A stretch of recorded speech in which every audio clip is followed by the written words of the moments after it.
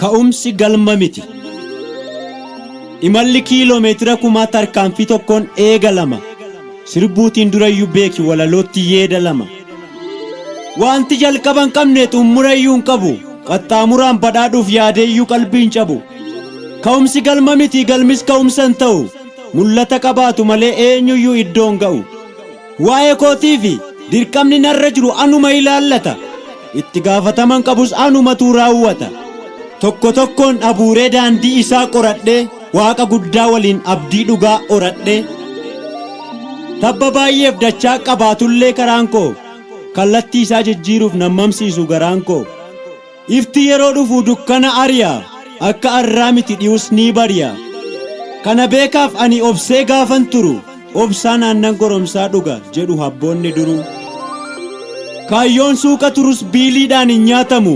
Inni anaaf ka'ames eenyuufuu hin laatamu. Dabaree isaa eeggatee anaafis barriin dhufa. Haalli arra na danqus boor immoo in kufa. Fuuldurri koo dukkanaa'ee yoon dhabes abdii tokko. Daandiin koos jajallatee natti ta'us okkoo.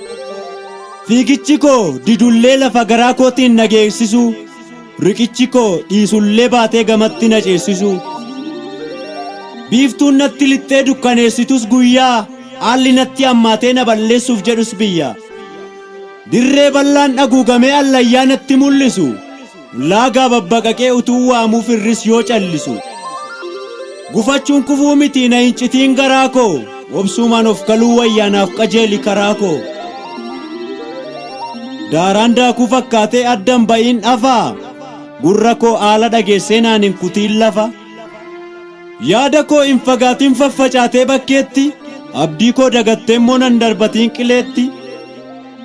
Obsa hin dhabiinii na danda'imee yaa garaa. Natti bitaachoftee na irraasii yaa baraa.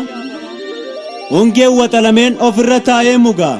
Dheebuu kiyya arraas gaaf tokko quufeen dhugaa. Saani yoo rimaa'e tureemmoo hin dhala. Sababiin uumamuu kootii yoomiyyuu naaf gala. Taa'ee itti yaannan jabaatullee haalli. Coolagnaan citee bu'a muka isaarraa baalli. Gaafa inni citee bu'u kan biraa tuullata. Calliseen jiraadhu hanqaba mul'ata. Nama ta'ee dhaladhee akkaman kaayyoo dhaba. Jalqabumattiyyuu waanan uumameef qaba. Jabaadhu onnee koo humna kee jabeessi.